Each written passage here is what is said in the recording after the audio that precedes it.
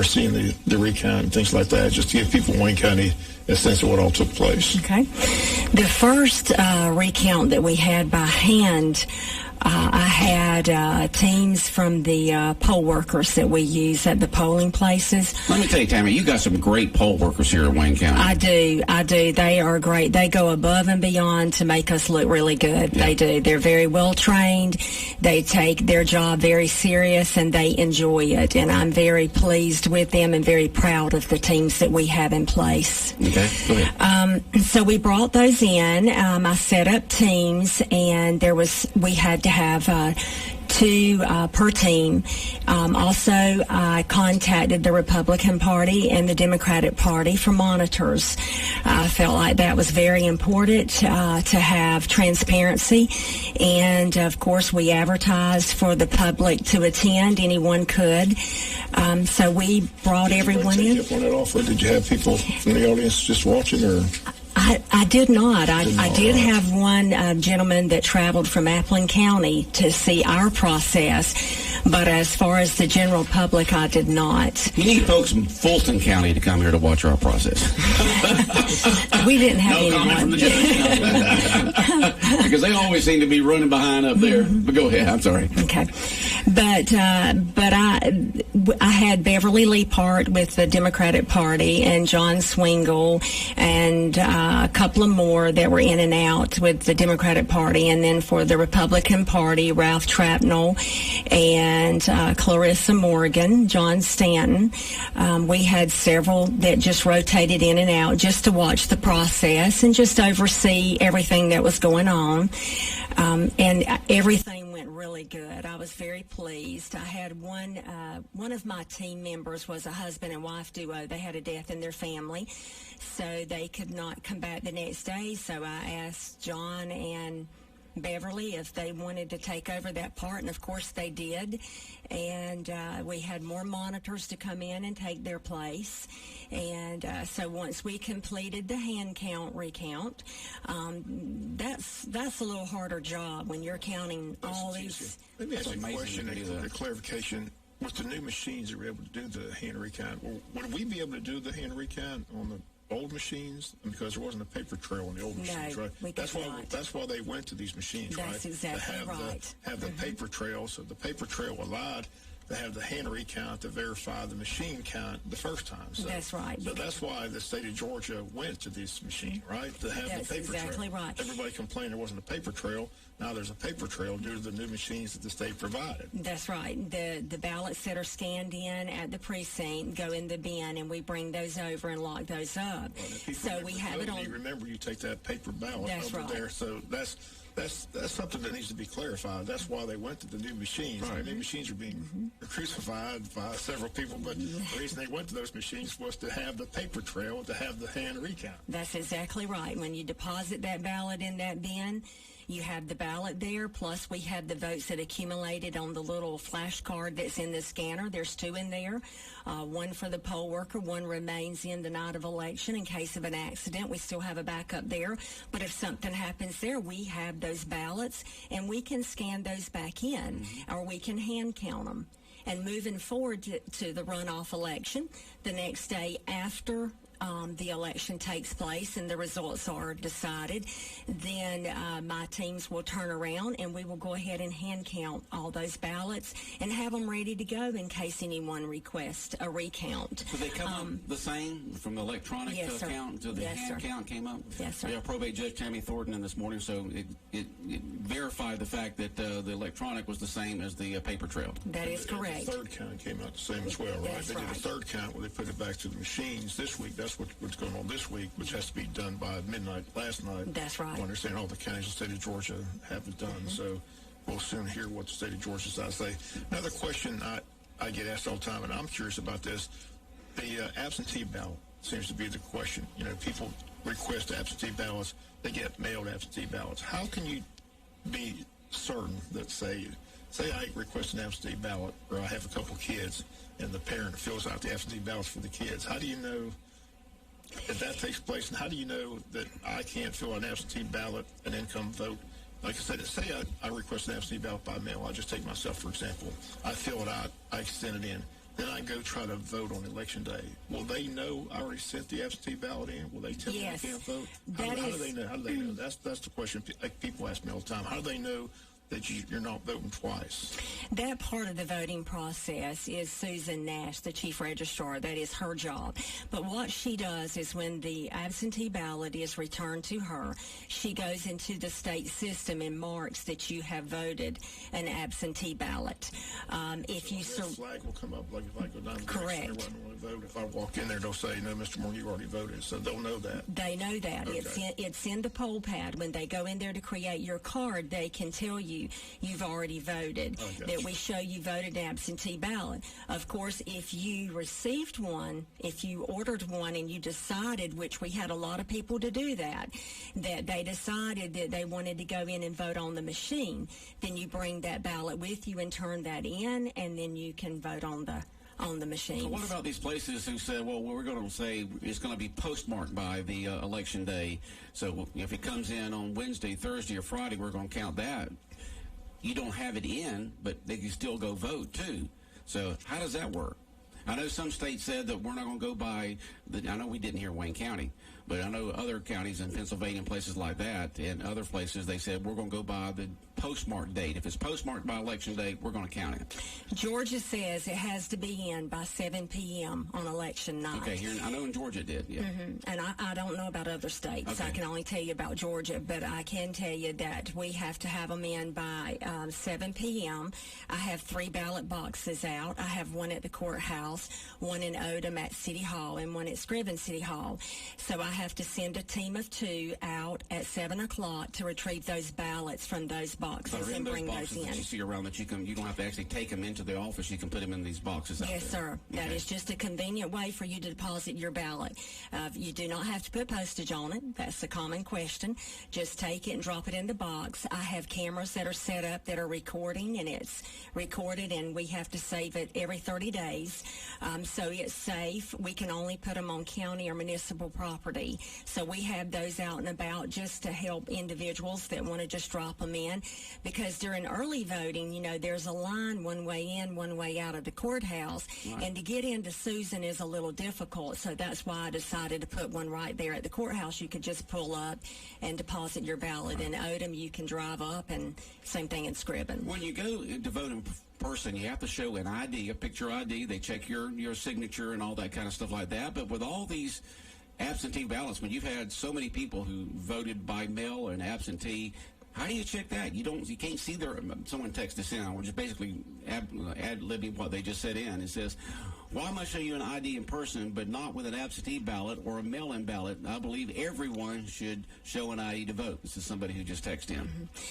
Again, that part is Susan's job, and I know that she has to have some type of ID. They have to send a copy of something with, a copy of an ID. They have to send a copy. Is there signature? Do they compare signatures? They do compare signatures. From register to vote, when you got your registration, to signing the ballot itself. Yes, sir. You've got to match up signatures too. Is that correct? Every application that comes in, they have to pull the voter registration card and verify the signature. Okay. And there's 2 or 3 that are looking at that before they send that out. More than just one person, and that makes sense. That's correct.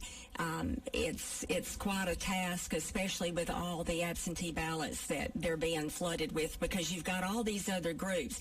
And also the public needs to understand that you only need to submit one application. Right now we have a lot of different groups that are sending out ballot applications. Oh, they are. Yeah, I had one lady to walk in my office on the last election, and she laid on my desk 10 applications. Yeah, I got it myself. I talked about it on the air. I got all these ballots I could send. Yeah, and she said, what do I do with this? And I said, you only send one in, throw the rest away. Right.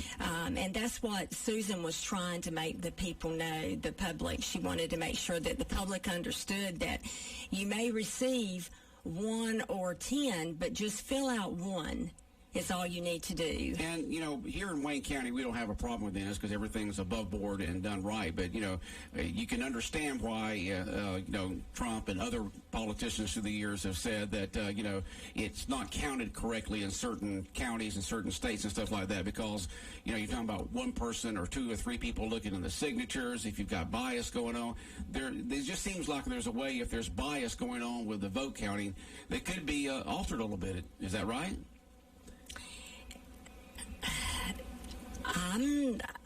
I really but you don't. can't speak for other folks. I can't. I can only speak for Wayne County. I know Wayne County's done correct. Yeah, we know it's done correctly here in Wayne County. We have got one of the best systems there is. But, with all this going on out there, people just need to know, people want to feel secure. I don't care if you're, if you're Democrat, Republican, they just want to feel secure that the votes are counted correctly. And I think a lot of folks don't have that when they're hearing all this stuff going on throughout the nation. Yes, sir. And sometimes everything we hear is not true. I will say that. I really don't know a lot of the processes that they have in other counties because you have boards there and you have a lot more people involved in the process. I have a great team that's working with me, Ed Whidden, Bo Zachariah, that is my tech from Dominion, as well as my office staff, the registrar's office, and of course all my poll workers.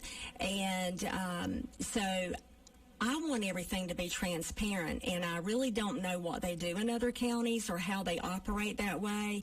But here in Wayne County, that's why I invited everyone in. When we first started our first recount, the Secretary of State's office said, you can use your office staff if you want to. But I told Ed, and I said, I'm not going to do that because I feel like that we need everybody in here watching and looking, because I think that's what makes people feel better when you've got other people other than just us or my office staff or different ones like that. I feel like that if you have other people coming in and watching, they can go back and say, hey, I witnessed this and it's above board. That they can testify to that. Well, we can and feel that's secure here in Wayne That's County. exactly right. I have That's no right. doubt here. A person just texted in and says, the questions about the machines are who they were manufactured by, who the owners of the companies were, and stuff like that, and where the voting machines came from. And someone just texted in and says, does Tammy think there is any ways that the machines could have changed votes? Is there any way that could happen? I do not. I Can it be can't. programmed in any way to change not only the electronic vote, but also the printout too? Not that I have seen. And really the recount, the hand recount, and the computer recount, to me, is a testament to that, that it can't be. It wasn't here, and it wasn't in a lot of other counties that I've heard. So I just can't see it. Not at all. Are each one of the machines ever online? No, sir. So they can't be hacked. Nothing. No, sir. I'm just reading you questions that people are texting in, okay? Because you hear this nationwide. They're not ever online, so the machines can't be hacked. Now the total amount sent in to the state office is sent electronically. Yes, that sir. could be, but not the local. Well, what we do is download to a flash drive the results from the server, and then we take it to another computer. And we put the flash drive in. It goes to election night reporting, and that's where we upload it for the state. But we are not connected to the internet at all on the voting machines. You're making me feel real good about the votes here in Wayne County. Well, I hope so, because I really hate every night when you listen to the news. I mean, even last night I heard a little summary of something on the news, and I just cringe because I want the people to understand that it is a fair process and their vote does count, and I really can attest to that in Wayne County, and I hope that it's that way generally across the state of Georgia. Well, when Trump won, the Democrats were saying, well, the Russians affected the election. They hacked, they did this, they did that, and now that Biden has apparently won, and the Republicans are saying, well, it's it's the vote counters, it's the machines and stuff like that. And so, you know, people just want to feel secure no matter what, that their vote's counted correctly. That's right. And I know we do here in Wayne County. And I hope that things will be better with the runoff as we proceed to that. And early voting for that is December 14th. December Last day to 14th. register to vote, to be eligible to vote in runoff is December 7th. Is that correct? That is correct. Okay, so Yep. just want to get those 2 dates out there. And also, everyone understand you can register to vote for the first time and vote in the runoff. If you did not vote, even if you're registered to vote and you didn't vote in the last election, you can vote in the runoff. Right. Sometimes that's a common question. And also, I've had several people that have stopped by my office or called and said that they're concerned their ballot didn't count because when they scanned it in, you know, different issues, but everybody's ballot's counted. Every one of our totals matched both times. So you can rest assured that everybody's vote. Well, we appreciate you coming in. Like I said, we look forward to the runoff. Again, just wanted you to come in and explain the process, what all took place. I know it was a tedious process. I guess the one question people keep asking, who pays for all this? Who's paying for all the recounts and all the... Right now, the county's absorbing that cost. The state did say in one of the conference calls that we had that there may be some money afforded to the counties, but right now they couldn't verify It's that. not likely to tab's not like Wisconsin's $3.5 million, so I don't know what the tab is, but Tammy, we've got a text in here from a person that's very important here in Wayne County.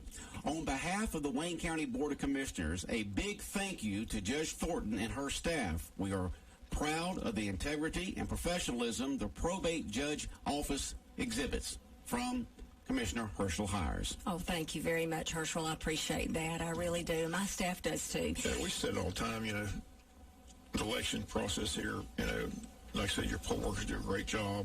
And, I mean, I've been here since 82 and I've been following elections a long time. I've never heard about any problems at all. It's always run smoothly. The poll workers, you mentioned, are professional. There's, you know, you make sure the candidates have to stay far away from the polling place. That's another thing they do. But, again, just hats off to you and your staff, and we'll look forward to the runoff. And, again, appreciate you coming in and trying to explain what all took place this last couple of weeks. Any word of advice to the voters out there for the runoff election to make them feel more secure about their votes? Anything at all? I can't really think of anything other than just get out and vote and just feel secure about your vote when you cast it. Sounds good. We've seen it over the years. Every vote counts. There's been Every vote counts. I mean, Every you're talking vote about like counts. 5 million votes in the state for president, and you had less than 13,000 that decided it. I mean, that's close. You can see why one side is always, you know, because we've just been that razor-thin margin here in America for several years now. I do think that the runoff will bring a lot of people out, and we are hoping that it will.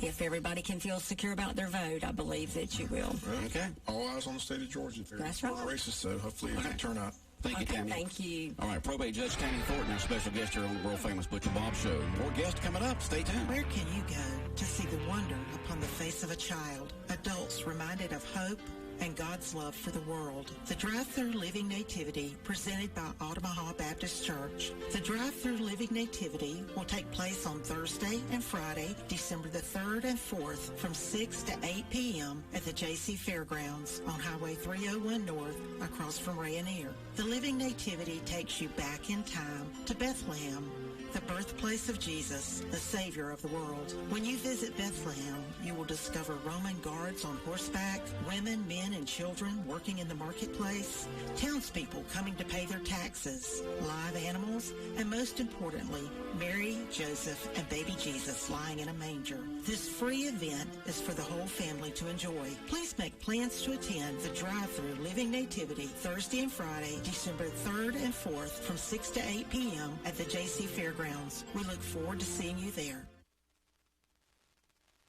In sports, Big Dog Country Radio, WIFO 105.5 FM in Jessup. The time now is 8:21. We continue on with the world-famous Butch and Bob Show. Bob, who's our guest now? Good head football coach, athletic director KenCribb. He called yesterday. He needed to get in some information to what's going on with the winter sports and social winter distancing and mask and all that stuff. So the floor is yours, Coach. Yeah, that's the main thing I wanted to just come in this morning and talk about. Try to get out to the community, just the efforts we're making here in Wayne County and school district of being super safe. I know everybody's watching the news and seeing the rise of the virus and all the concerns, and we're hosting winter sports at this time. And we have we had a directive for this winter sports from the BOE mandating mask wearing, not just to enter, but the entire time, and just basically come in just to ask the community to help make sure this is is carried out and help us stay safe and help us continue to have our sports, because it's a great privilege to be able to continue playing during these times. And I don't know what the country would do without sports right now. I mean, that's the bright spot out there in terms of somewhat of normalcy in our lives. If you're watching the news right now, it's concerning. I'm not going to say it's depressing, but it wears on your mind, because right now a lot of places are saying stay home, don't do this, don't do that, and it's been a long time. And trying to shut it down everywhere. San Francisco 49ers, they can't even go back home. They got to go to Arizona. So. Wow, they got to play for the next 2 weeks in Arizona. That's tough. So that's the main thing is right now just asking everyone to understand that it is a requirement to enter. You have to have a mask on, and wear it the whole time, right? You got to wear it the whole time. The same thing happened down in outdoor stadiums. I mean, I've been to a Jaguar game and a Georgia Florida game, and they came around. You had to wear the mask the entire time even outside. So I mean, unless you're drinking a Coke or eating a hot dog or something. But you got to, it's just for safety reasons. And, it is. Yeah, and just want to emphasize that to people come. Wear those masks. The main thing is our kids have been allowed to do this, and so we don't want to take that away from them. So we have to do our part, and and nobody wants to come and ask someone to leave an event. And so that's why I say it's so important that we adhere to it and let everybody know. I hear other places say, well, they're not doing this in this county or that county, but we're getting on the phone and making sure our visiting communities understand they're only going to be admitted if they have a mask, and they will be asked to leave if they won't adhere to the. I'm sure a lot of times people just forget, or they bring it down and you say, hey, mask, oh, yeah, and bring it back up. See, I'm sure the first couple of times it'd be kind of nice to a person, but about that third time you're going to have to say, find somewhere else to so sit. many times you just can't keep, asking a person, so they're going to be asked. We got to notice the first home basketball game got canceled at Appleton County. Was that due to COVID over there? Or? Due to COVID issues over there. Over there, okay. Yes. Okay. Yep. And so I'm just, like I said, you don't know from day to day what's coming your way, but we had our first home wrestling match tonight, and they did an incredible job with it. Got some improvement to do on that, but came up with some other ideas. I may be speaking too early, but we're actually going to try to seat our communities by community in an event like that. For example, if we have Appling and Pierce here, Appling will put all Appling players, team, and their community behind them in a section. Same with Pierce and same with Wayne. That's good. That was a great idea. That's a good idea. I don't know who to give credit to, whether it was a wrestling coach or Craig Davis or Brett McDaniel, but they're the ones that come up with it, and I thought it was an incredible idea. All right, just remember to wear those masks, folks, when you go to these indoor sporting events here in Wayne County. Got to have them on to get in. Yep. So, and we're doing as much as we possibly can. We're cleaning the facility the best we can. In between wrestling matches, we're cleaning the mats. Got hand sanitizer stations set up at the entrance. We do have a few masks in case somebody, for whatever reason, forgot theirs. Yeah. So we're trying to, You know how many times I've done that? I'll get ready to walk into a store, and I see somebody coming out with a mask on, and I turn around and go right back to my truck and get mine. You just forget it sometimes. Yep. So, but for the most part, everybody's, doing a really good job with it, and hadn't had any problems with people, trying to say, well, I don't want to wear one. They adhere to it, and main thing is just to get the word out, make sure you understand this. It is mandated. We don't have an option. It's going to be enforced throughout the contest.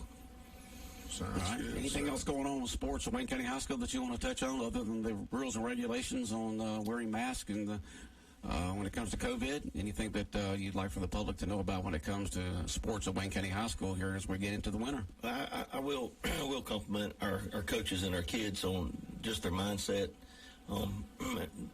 adhering to the rules and not letting it affect them too much. They're doing a really good job with staying focused on, with their sport and doing what they're supposed to be doing. I know change of weather's probably going to have an effect on on everybody's health right now, because along with this thing, you're going to have the flu and your colds and all that come up. So, and that, you get a cold, and all of a sudden you're thinking, oh, goodness. Oh, yeah. I may have the virus. Yeah. So suddenly people don't want to come within 20 feet of you. Best thing to do is just make sure if you're feeling ill, just get checked by your physician. Get to your doctor's office or whatever. But better safe than sorry. Better safe than sorry. Okay. Which is Thursday. I want to know if I still got one more day to get over it. Have you gotten over it last Friday yet? I am working as hard as I can to put it out of my mind and move forward. See, you have to bring it up, Bob. Now you got to talk about it and think about it again. I told you it's going to take me a week, so tomorrow I might be over with. You go through a transition. It's hard to swallow now. I think I'm going to have a relapse tomorrow night whenever Jones pounds Griffin. It's really going to hit me hard again. But that's got to be that's just it. You weren't here before. We've lived through it one time before with Griffin years ago, and now we've lived through it again where you score a game-winning touchdown and it's taken away.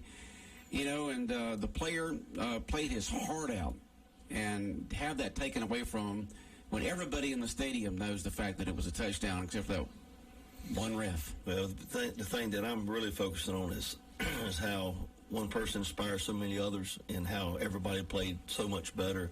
Yeah, it was an incredible. And the player's name once again? Well, Trevor Wallace had maybe the best performance. Right. Any high school player ever seen. You've been coaching a long time. Yeah. I told people, I saw his mother yesterday. I told her, I said, look, I've been doing it a long time. That's up there with one of the best individual performances I've ever saw in my lifetime. And played every play on defense. Yep. 386 yards. 3 touchdowns. Would have been 4 touchdowns if they would have. But I asked her, I said, what's Trevin say? And she said, you know what Trevin says? He says, well, no doubt it was a touchdown. No doubt it was a touchdown. Yeah. He's 2 feet in the end zone. He's on the purple. I just don't understand what they saw. Well, why did it take a 9-minute conversation, too? That's why people, I heard these people say, oh, he fumbled on the 1. I said, if you fumbled on the 1, you just spotted the 20 and go on. You don't have a 9-minute conversation, right? So longer it took, the more word I got. Just aggravating. I know it was a long ride home from Jones County for me. I don't know. I'm sure as long as you've been coaching, Coach, you've gone through this before, haven't you? Where a bad call at the end of the game has cost you a game or something? Oh, yes, sir. Absolutely. I've seen it, had it happen against, and it's I hate to say I've seen worse, but had a call one time where they called pass interference, and the guy was the local recreation director in town, and the one team was blue, like baby blue and gold, and the other team was green, and he told me on Monday that he got the teams mixed up. Oh, no, that's bad there. So, that is bad right there. Let me ask you, they always have these off-season meetings and all that. Could there be any discussion in the off-season about, like I mentioned, Friday night? They've got everybody's streaming the game live. They got the game. They got the videotape. I don't know at least give the coach, like in pro and college, the coach gets a challenge or two challenges a half or something like that. I'm not saying look at every play video, but a crucial play at the end of the ballgame like that, it would have been so much easier to just go, take the heat off the officials, take the heat off everybody. Let's look at the video replay, and there it is. He's in the end zone. It's a touchdown. Let's move on. Well, in the past, they would tell you that everybody doesn't have the luxury of having this type of technology, but not today. I'm telling you, because my practice technology stuff I'm able to do is way better than my game, and my game is great. we got 3 angles for a game. We got end zone, we got tight and wide. At practice, I have a drone. Oh, you do? Recording practice, and wow, you can't. What a great tool, but. Especially if they said that if you have it, you can use it. I promise you, everybody in the country would have it.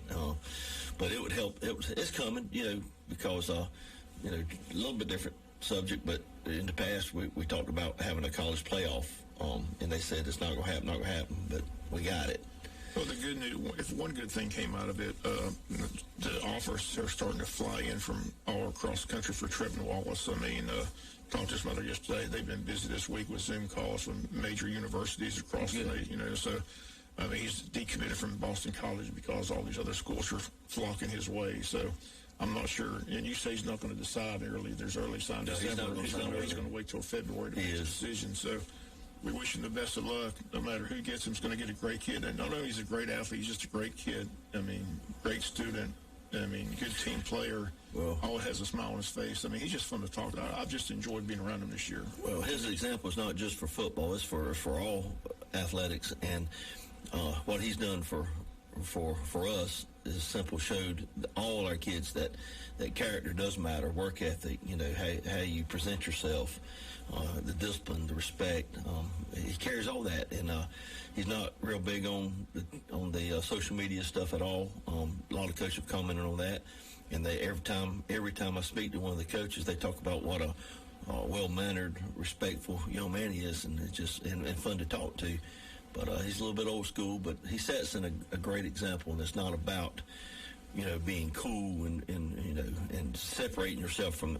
He blends in. He always looks like the team.